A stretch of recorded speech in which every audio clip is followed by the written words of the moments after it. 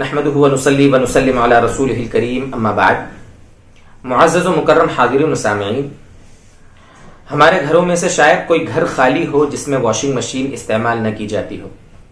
Refrigerator, washing machine, یہ تو عام طور پر آج کل ہمارے گھروں کی زینت ہے، اور عورتیں واشنگ مشین کو کپڑے دھونے کے لیے استعمال کرتی ہیں. لیکن بسا اوقات مسائل سے ناواقفیت کی وجہ سے اور کپڑے دھونے کے سلسلے میں صحیح طریقہ کیا ہونا چاہیے وہ معلوم نہ ہونے کی وجہ سے ہوتا یہ ہے کہ ناپاک کپڑے پاک کپڑے خلط ملط ہو جاتے ہیں، ان کو صحیح یعنی پاکی حاصل نہیں ہوتی ہے، پھر وہی کپڑے ہم پہن لیتے ہیں. نمازوں کا مسئلہ ہے، بہت ساری چیزوں کا مسئلہ ہے. تو آج مناسب سمجھتے ہیں آپ کے سامنے کہ ہم واشنگ مشین میں کپڑے دھونے کا صحیح طریقہ کیا ہو جس سے کپڑے پاک ہوں، اس کی آپ کے سامنے تھوڑی وضاحت کرتے ہیں. دیکھیے، اسلام میں پاکی کی بڑی اہمیت ہے. ہم بار بار آپ کے سامنے بات عرض کرتے ہیں. حدیث پاک میں آپ صلی اللہ علیہ وسلم نے پاکی کو آدھا ایمان کہا ہے، الطہور شطر الایمان. اس لیے پاکی صفائی اسلام کا جو نظام ہے، نظام طہارت اور نظام نظافت، اتنا اعلیٰ نظام ہے کہ دنیا کا کوئی مذہب بھی اس جیسا نظام پیش نہیں کر سکا. بہرحال ایک مستقل یہ موضوع ہے. عورتیں عام طور پر اس سلسلے میں تھوڑی غفلت کی شکار ہیں. سب سے پہلی بات تو یہ ہے کہ گھر میں وہ کپڑے جو ناپاک ہیں. ناپاک کا مطلب گندے نہیں. ایک تو ہوتا ہے میل کچیل کپڑوں میں لگا ہو، مٹی لگی ہو، دھول لگی ہو، داغ لگ گئے ہو، ان کی بات نہیں ہو رہی ہے. جو کپڑے ناپاک ہیں، جن میں ناپاکی لگی ہو، خون لگا ہو، یا احتلام ہوا ہو تو وہ ناپاکی لگی ہو، یا پیشاب کے کپڑے ہوں چھوٹے بچوں کے جو عام طور پر ان کی چڈیاں وغیرہ ہوتی ہیں، یا قے کی ہو، کسی کپڑے میں قے لگی ہو.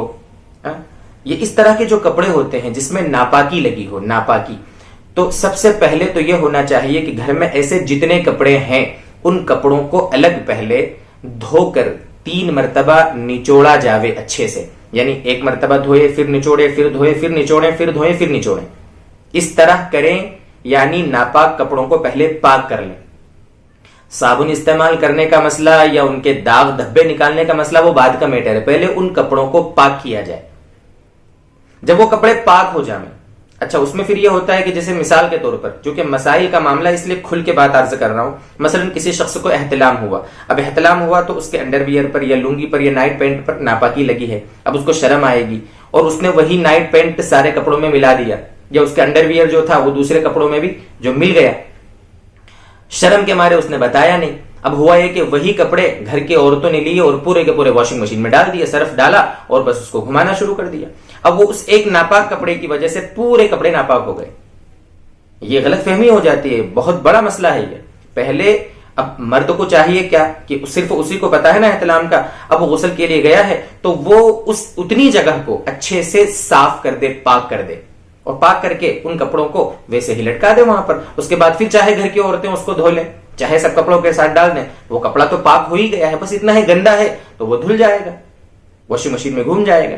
تو سب سے پہلے کام کیا جائے، جتنے بھی ناپاک کپڑے، اچھا ناپاک کپڑے کے لیے پورا کپڑا دھونا بھی ضروری نہیں ہے. جس جگہ ناپاکی لگی ہو اتنی جگہ دھو لی جائے، نچوڑ لی جائے، دھو لی جائے، نچوڑ لی جائے، دھو لی جائے، نچوڑ لی جائے، اور اس کے بعد پھر اس کو دوسرے کپڑوں میں ملا کر پھر اس کو واشنگ مشین میں صاف کر لیا جائے.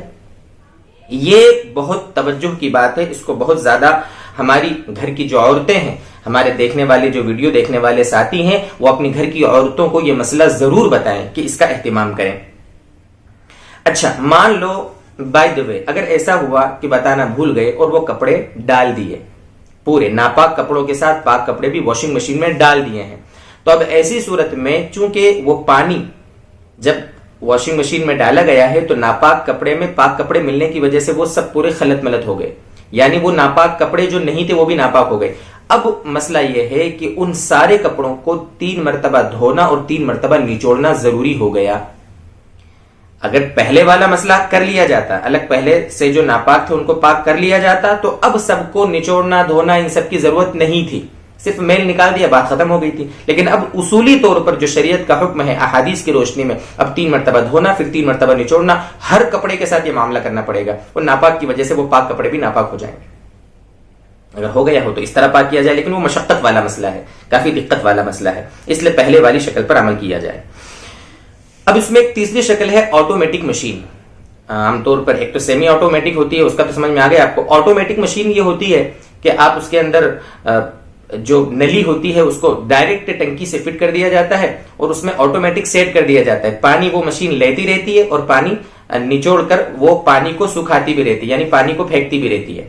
اگر ایسا ہے اور اس میں اگر ہم ناپاک کپڑے پاک کپڑے اکٹھے کر کے ہم نے ملا دیے ہیں تو ایسی صورت میں اب یہ دیکھا جاوے گا کہ اس کو اس طرح سیٹ کیا جاوے کہ پانی آتا رہے اور وہ دھلتی رہے، ناپاک پانی جاتا رہے، جو کچھ وہ پانی ہے اس میں سکھانے کا ختم ہوتا رہے. پھر سیٹ کیا جائے، یعنی اس کو 3-4 مرتبہ ایسا سیٹ کر دیا جائے کہ وہ دھولے خود ہی صاف کر لے، پانی پھینک دے، یعنی اندر وہ نچڑ بھی جاوے اور کپڑا دھل بھی جاوے، تو پھر وہ پاک سارے کپڑے ہو جائیں گے.